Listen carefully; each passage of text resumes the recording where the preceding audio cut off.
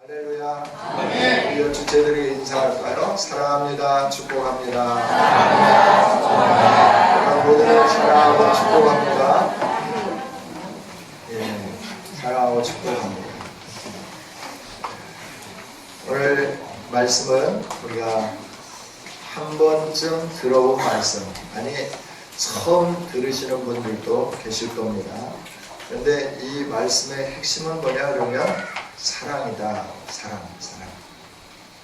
사랑인데 누가 누구를 사랑하는가? 그때 하나님이 세상을 사랑한다. 세상이라고 하는 것은 이 땅에 있는 모든 사람들을 가리켜서 사랑하신다 하는 거죠. 사랑하게 되면 뭘 하게 되나요? 우리가 관심 갖게 되고 함께 있고 싶고, 그래서 사랑하게 되면 젊은 사람들은 프로포즈를 하게 되는 것이죠. 하나님은 저와 여러분을 향하여서 프로포즈를 하고 계신 줄 믿습니다. 나는 너를 사랑한다 이렇게 말씀하시는 거예요. 하나님이 우리를 사랑하신다고 말씀하시면서 프로포즈를 하시는데, 그럼 하나님이 우리에게 향하여서 프로포즈를 하시는 이 상황이 좀 밋밋하고 뭔가 좀 감동적이어야 프로포즈 할 때 좀 기억도 남고 또 행복하기도 하고 이러지 않겠어요? 그런데 밋밋하게 프로포즈를 한다고 하면 별로 그렇게 큰 감동이 없을 것 같아요. 여러분 이렇게 오랫동안 사귀었는데 사귀던 어떤 남녀 친구가 있어요. 동네 친구가 있었는데 어느 날 남자 친구가 여자에게 밋밋하게 이렇게 말하는 거예요. 야, 너무나 오래 사귀었는데 우리 이제 결혼이나 한번 해볼까? 이러면 그 여자친구가 뭐라고 말할까요? 답은 좀 뻔할 것 같아요. 그렇죠? 좀 프로포즈를 하려고 하면 멋지게 하고 아름답게 해야 되는데 이 프로포즈가 좀 아름답지 않은 거예요. 프로포즈를 할 때 대부분 요즘들 젊은이들 보면 너무 아름답게 이벤트를 하면서 프로포즈를 하는 걸 보게 되죠. 우리 하나님도 우리에게 사랑의 프로포즈를 하시는데 굉장히 많은 준비를 하셨어요. 그 하나님의 사랑이 얼마나 크고 놀라운 것인가 하는 것을 성경은 우리에게 가르쳐 주시는데, 하나님은 우리를 위해서 이 세상을 다 만드셨어요.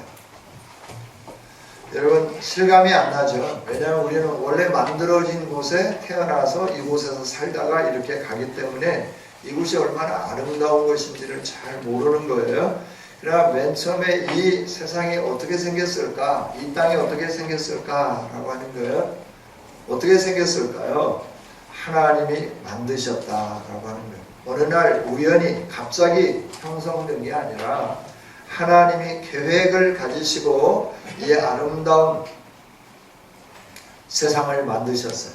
하늘을 만드시고 지구를 만드시고 바다를 만드시고 산과 골짜기와 강과 들과 나무들과 풀들과 여러 동물들을 다 만드셨다 하는 거예요.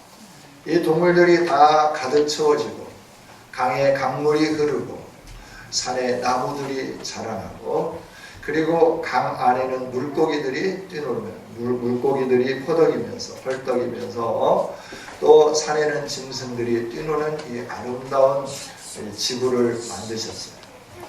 아름다운 해변과 함께 좁빛 바다와 이 모든 걸 다 창조하신 하나님께서 마지막 날에 사람을 창조하시고 이 동산, 지구 전체에 살기가 너무나 크니까 에덴이라고 하는 동산을 만드시고 그 동산에 거하게 하시면서 하나님 말씀하시는 거죠. 내가 너를 사랑한다. 나와 함께 영원히 살자. 이러면서 프로포즈를 하시는 거예요. 여러분 상상을 한번 해보십시오. 그 아름다운 가든, 수목이 우거져 있고 동물들이 웃고 지저귀고 또 새들이 나르고 강이 흐르고 있고 시원한 산들 바람이 불었을까요? 서늘한 그곳에 아름다운 것들이 가득 채워진 꽃이 피어있고 향기가 만발하고 과일이 가득 찬 그 동산에 하나님이 초대하시고 내가 너를 사랑한다. 나와 함께 영원히 여기서 살자. 이렇게 말씀을 하시는 거예요. 그래서 사람들이 예스하고 거기에서 하나님과 같이 살았어요. 그런데 어느 날 이 하나님과 우리 사람 사이의 아름다운 사랑을 나누면서 살아가는 걸 배아파하면서 방해하는 자가 나타났어요. 그 자가 사탄이라고 하는 자죠. 이 사탄은 원래 하나님의 존귀함을 찬양하면서 하나님 가까이에서 하나님을 섬겼던 루시엘이라고 하는 천사장이었어요. 그런데 이게 어느 날 하나님처럼 되려고 교만한 마음을 가졌다가 하나님으로부터 쫓겨나면서 루시퍼가 된 거예요. 루시엘. 하나님을 찬양하던 천사장이 하나님으로부터 저주를 받은 천사가 되어버린 거죠. 이게 사탄이 되어버립니다. 하나님께 저주를 받고 하나님에게서 쫓겨난 이 사단이 사람과 하나님 사이의 그 사랑의 아름다운 하모니를 보면서 화가 났죠. 그래서 찾아온 거죠. 그래서 유혹하기 시작하는 거죠.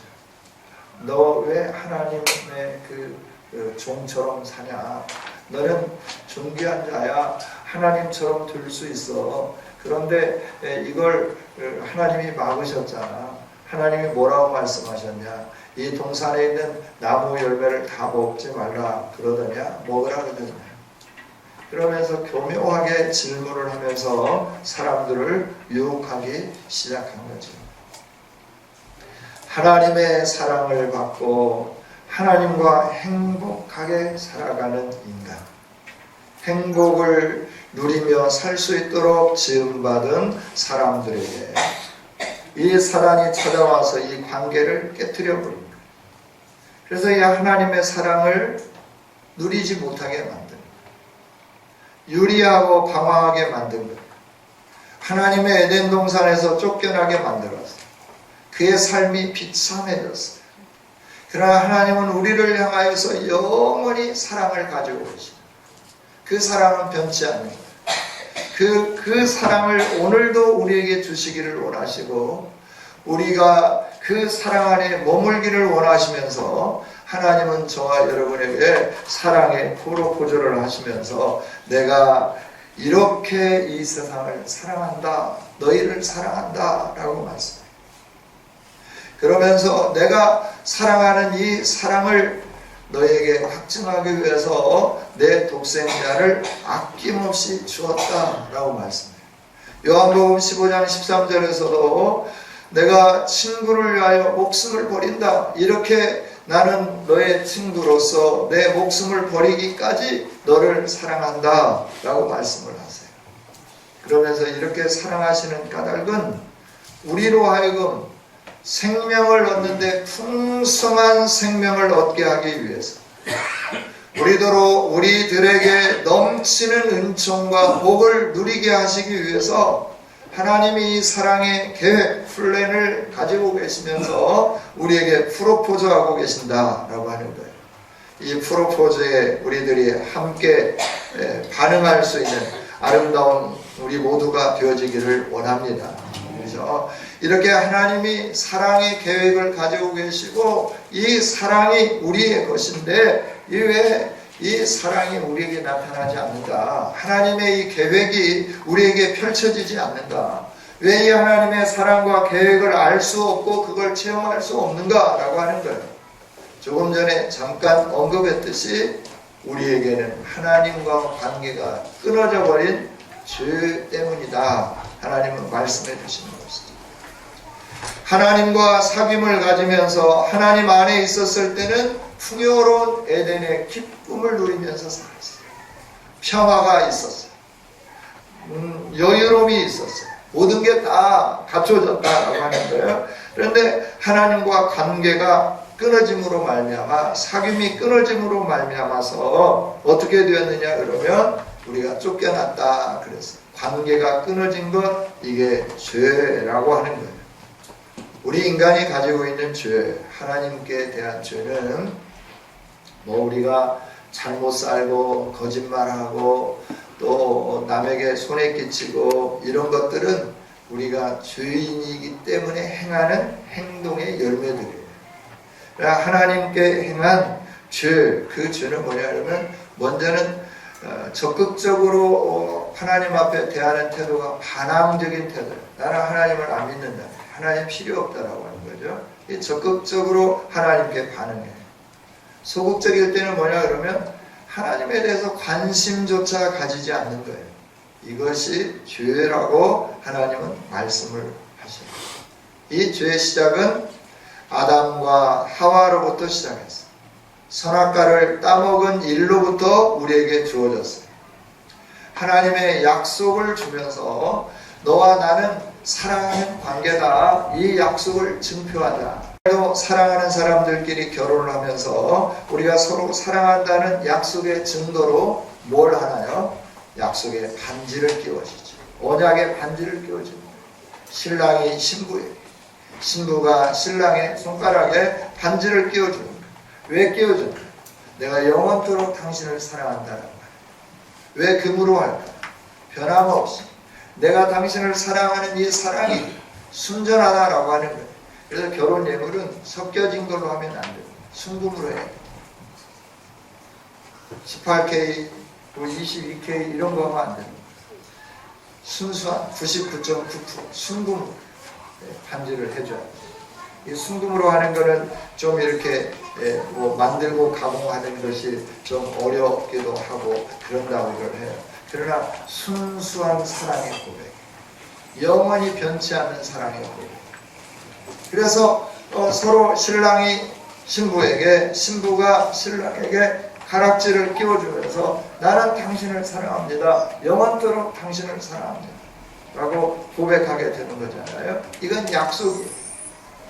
가족 간의 약속이에요. 본인들 간의 약속이에요.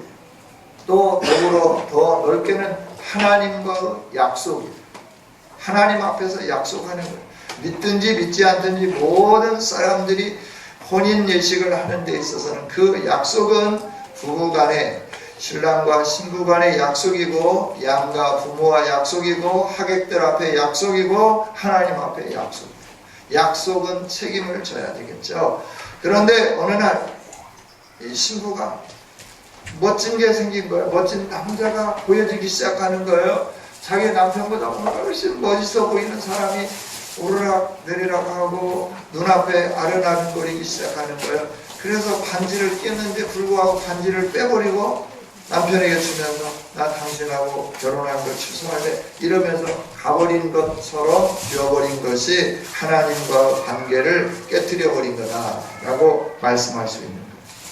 여러분, 하나님과 관계를 깨뜨리면서 하나님 안에 있을 때는 모든 것이 하나님으로부터 공급되어서 행복하고 편안하고 여유롭고 그러면서 모든 걸 다 누리면서 살게 됩니다. 근데 하나님을 떠남으로 말미암아 우리 인간이 이처럼 하나님의 사랑의 프로포즈도 들리지 아니하고 하나님의 계획도 보이지 아니하고 하나님이 우리를 향하여 나타내 보이시는 이 사랑도 알 수 없고 체험할 수 없는 이런 상황이 되어버렸다라고 합니다. 그럼에도 불구하고 하나님은 우리를 외면하지 않으셨어요. 우리를 버리지 않으셨어요.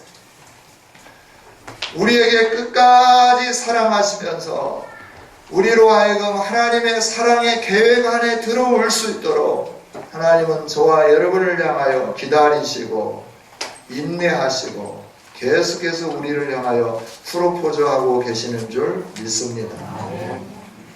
이 프로포즈 하시는 하나님이 우리에게 문제가 있다고 하는 걸 알았어요. 하나님께 올 수 없는 문제가 있는데 하나님은 거룩하신 분이고 우리가 하나님을 떠남으로 죄인이 되어서 거룩하신 하나님 앞에 가려고 하면 우리 이 죄의 문제가 해결돼야 된다고 하는 사실을 하나님이 아셨어요. 그런데 이 죄의 문제를 해결하려고 하다 보니까 사람의 노력으로는 이 죄의 문제가 해결되지 않는 거예요. 사람들이 하나님께 가기 위해서 이 죄 때문에 고민하면서 어떻게 하면 이 죄의 문제를 해결해 볼까 열심히 노력을 했어요. 종교적인 의식도 해보고 철학을 공부해보기도 하고 또 여러가지 선행을 해보기도 하고, 그런데 늘 내가 죄인인데 그 죄악의 모든 굴레들을 벗어낼 수가 없는 거예요. 이 죄악의 굴레가 벗겨지지 않는 거예요. 학문으로도 안 됩니다. 철학으로도 안 됩니다. 종교로도 안 됩니다. 그 무엇으로도 우리 안에 있는 죄의 문제를 해결할 수 없는 거예요. 그러니 우리가 아무리 노력해도 하나님 앞에 갈 수 없게 되는 거죠. 그러니 하나님 앞에 이르지 못하니까 하나님의 사랑을 알 수도 없고 하나님의 사랑의 계획을 깨닫지도 못하고, 알지도 못하고 깨닫지도 못하니까 하나님이 주시는 풍성한 생명도 우리가 누릴 수 없게 되는 것이고, 하나님과 함께하는 행복도 우리가 누릴 수 없게 되었다는 거죠. 이 죄의 문제를 해결하시기 위해서 우리와 하나님 사이에 있는 큰 이 구렁을 메꾸기 위해서 하나님은 예수 그리스도를 보내주셨습니다. 그분은 죄가 없으신 분이십니다. 하나님이십니다. 하나님이 이 세상에 오신 거예요. 우리의 죄를 해결하려고 하면 죄 없는 우리와 동일한 사람이 우리 대신 죽어 주어야만 우리의 죄가 없어지게 되는데, 이 세상에 태어난 사람은 모두가 다 죄인이에요. 로마서 3장 10절에 있는 말씀처럼 의인은 없나니 아무도 없다라고 하는, 그 누구도 의로운 사람이 없는 거예요. 세상에서 좀 더 먼저 인간의 지혜를 터득한 사람일 수는 있어요. 그러나 그 사람이 죄가 없는 인간은 아니에요. 그래서 이 세상에 있는 종교를 통해서는 저와 여러분이 구원을 얻을 수 없다라고 합니다. 이 죄의 문제가 해결되지 않기 때문에 그래요.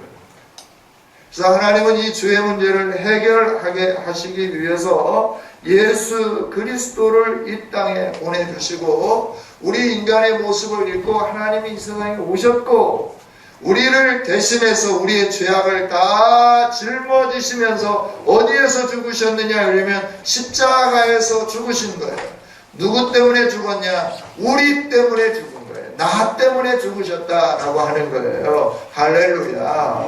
그렇죠? 여러분, 하나님은 이처럼 우리를 사랑하시는데, 우리가 하나님의 사랑을 누릴 수 있도록, 그 사랑의 모든 걸 다 소유할 수 있도록, 영원한 생명을 누릴 수 있도록 풍성하게 누리게 하시기 위해서 예수님을 보내주시고, 그 예수님이 우리를 대신해서 십자가에 죽게 만들으셨다라고 하는 거예요. 죽게 하셨다라고 하는 거예요. 그래서 우리의 모든 죄를 다 십자가에서 담당해 주셨습니다. 깨끗하게 씻어 주셨습니다. 그래서 인간의 죄가 다 사해졌는데, 그래서 하나님께 가는 길은 오직 예수님 한 분으로만 하나님께 갈 수 있게 되었는데, 그 하나님께 이르기 위해서는 하나님이 해주신 이 일로 끝난 게 아니다 하는 거예요. 그 하나님이 주시는 계획과 하나님이 베푸신 사랑과 하나님이 주시는 은혜를 내가 풍성히 누리면서 살려고 하면, 하나님이 우리를 위하여서 이루어 주신 이 사실을, 하나님이 나를 위하여 이 일들을 이루어 주셨구나, 내가 이 사실을 믿고 하나님의 백성이 되어야 되겠다 생각하면서 예수님을 믿을 때, 이 구원의 역사가, 하나님의 사랑의 프로포즈가 우리에게 완성되어지게 되는 줄 믿습니다. 이 역사는 AD와 BC로 나누어지잖아요. AD와 BC로 나누어지는데 그 중심점에 누가 계신 줄 아십니까? 예수 그리스도가 계십니다. BC는 예수님 오시기 이전이다 라고 하는 거예요. AD는 예수님 오신 이후다 라고 말씀하는 거예요. 이 역사의 주인공이 예수 그리스도예요. 왜냐하면 우리 인류의 모든 죄를 해결했을 뿐만 아니라 우리도 예수님을 믿고 죽음에서부터 사망에서부터 생명으로 옮겨지고 저주에서부터 복으로 옮겨지고 우리의 삶이 하나님이 주신 에덴의 아름다운 삶으로 회복되게 해 주셨을 뿐만 아니라 이 세상이 끝이 아니고 영원한 하나님 나라에 살 수 있도록 부활의 소망과 기쁨까지 우리에게 허락해 주셨다 하는 거죠. 죄가 제거되면 이런 은혜가 저와 여러분에게 주어지게 됩니다. 그리고 예수님을 영접하게 되면 이 놀라운 일들이 일어나게 되는데 요한복음 1장 12절에서도 하나님이 이렇게 말씀하세요. 영접하는 자 곧 그 이름을 믿는 자들에게는 하나님의 자녀가 되는 권세를 주셨다. 다른 게 없어요. 우리의 노력이 아니에요. 하나님이 하신 그 일을 그대로 받아들이는 사람, 그 사람에게는 하나님의 자녀가 되고 하나님의 그 사랑을 누리는 사람이 되게 하셨다. 이렇게 말씀을 하셨고 선포를 해주셨어요. 요한계시록 3장 20절에도 이렇게 말씀해요. 볼지어다 내가 문 밖에 서서 두드리노니 누구든지 내 음성을 듣고 문을 열면 내가 그에게로 들어가 그로 더불어 먹고 그는 나로 더불어 먹으리라. 할렐루야. 믿기만 하면 되는 거예요. 그런데 이 믿는다는 게 너무 쉬워서 사람들이 안 믿으려고 할 때가 너무 많다라고 하는 거예요. 구원의 길, 하나님의 사랑을 누리는 길, 하나님이 계획하신 이 우리 인생에 준 에덴에 잃어버린 모든 것들을 회복하는 이 길, 예수 그리스도 외에 다른 데는 없다라고 하는 거예요. 그래서 하나님은 그 길을 우리에게 주시고 이 길을 통하여 나에게로 오라. 예수님을 믿기만 하면 나의 자녀가 된다. 내게로 오라 라고 말씀을 하시는데 많은 사람들이 이렇게 쉬운 일을 안 하고 자꾸 고집을 피우는 거예요. 내가 노력을 해야지, 내가 뭔가 선행을 해야지, 그러지 않느냐 이러면서 말을 하는 거예요. 아니요, 우리가 믿기만 하면 구원을 받게 되는 줄 믿습니다. 믿지 못해서 사람들이 죽어져 가는 거예요. 예수님을 믿지 않아서 사람들이 죽어져 가는 거예요. 사람들이 많이 부담스러워해요.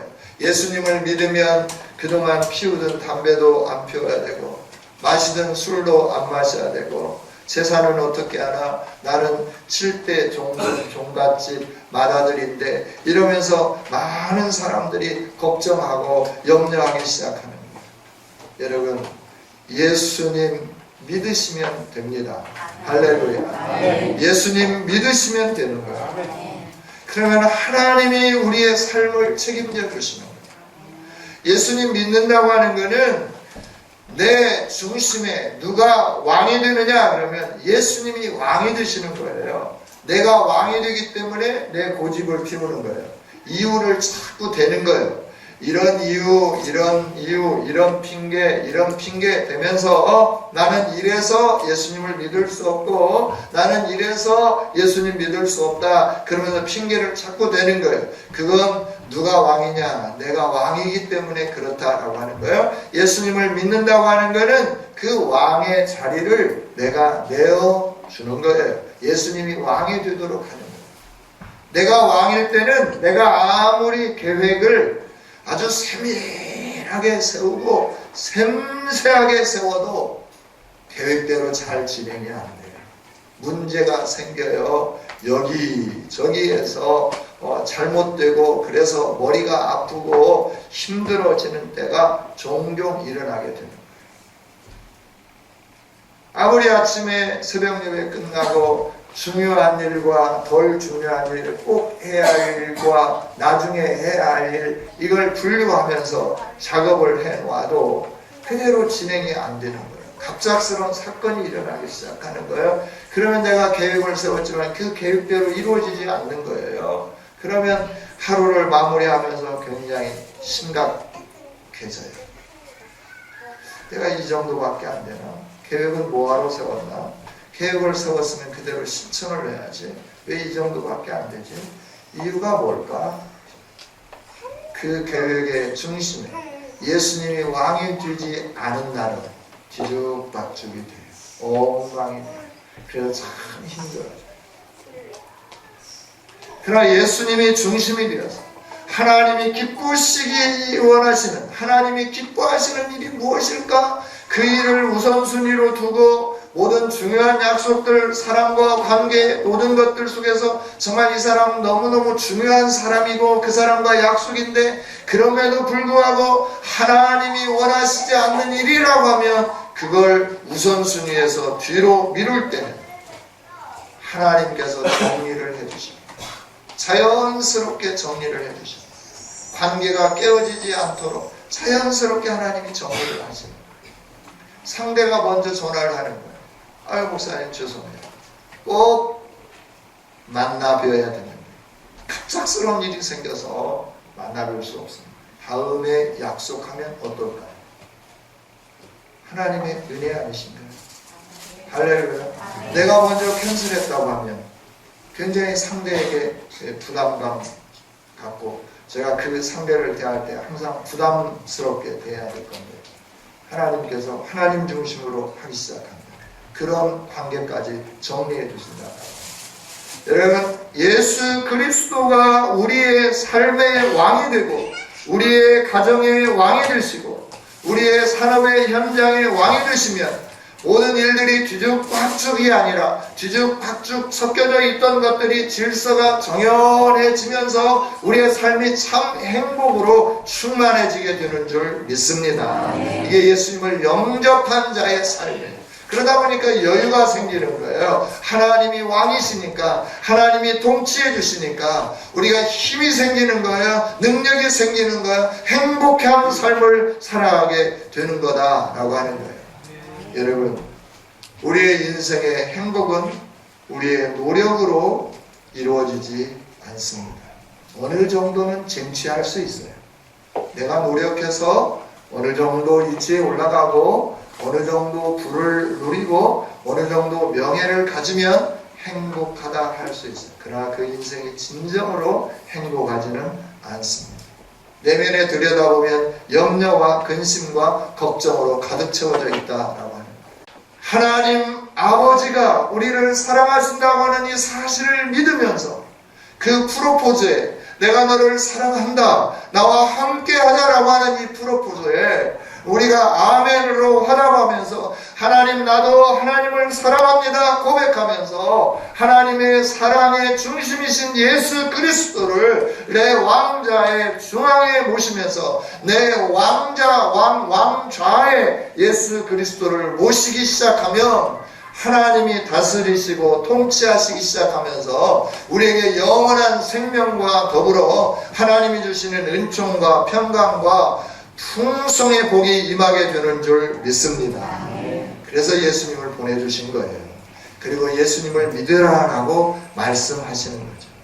여러분, 저와 여러분이 예수님 믿고 삶이 변화되고 하나님의 사랑과 은총을 풍성히 누릴 수 있는 아름다운 사람들이 되어지기를 원합니다. 하나님은 지금도 기다리십니다. 그리고 지금도 우리의 마음의 문을 녹화하고 계십니다. 문 좀 열어다오. 내가 들어가기를 원하노라. 문 좀 열어다오. 녹화하고 계십니다. 이 주님의 음성을 듣고 마음의 문을 활짝 열고 부담 없이 예수님을 영접하면서 죄의 문제가 해결되어서 영원한 하나님의 자녀가 될 뿐만 아니라 잃어버렸던 에덴의 복이 회복되는 은총과 함께 영원한 하나님 나라에서 행복하게 살 수 있는 우리 모두가 다 되어지시기를 주님의 이름으로 축복합니다. 기도하겠습니다. 하나님 감사합니다.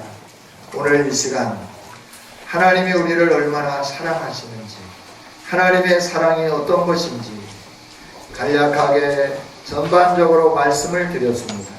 주님, 이 말씀을 듣는 모든 이곳에 모인 백성들에게 하나님의 은혜가 임하게 하여 주시옵소서.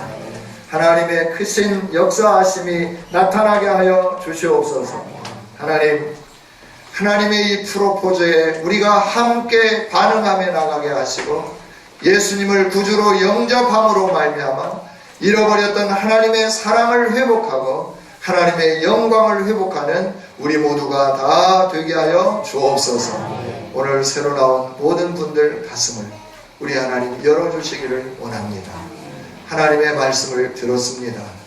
보게 하시고 알게 하시고 듣게 하여 주시옵소서. 그래서 주님과 동행하기로 결단하는 이 시간 되게 하여 주시옵소서. 처음 나온 분들을 축복합니다. 하나님 마음에 성령의 감동하심으로 역사해 주옵소서. 하나님의 사랑을 알게 해 주시옵소서. 하나님 사랑합니다. 하나님 경배합니다. 예수님 이름으로 기도하옵나이다.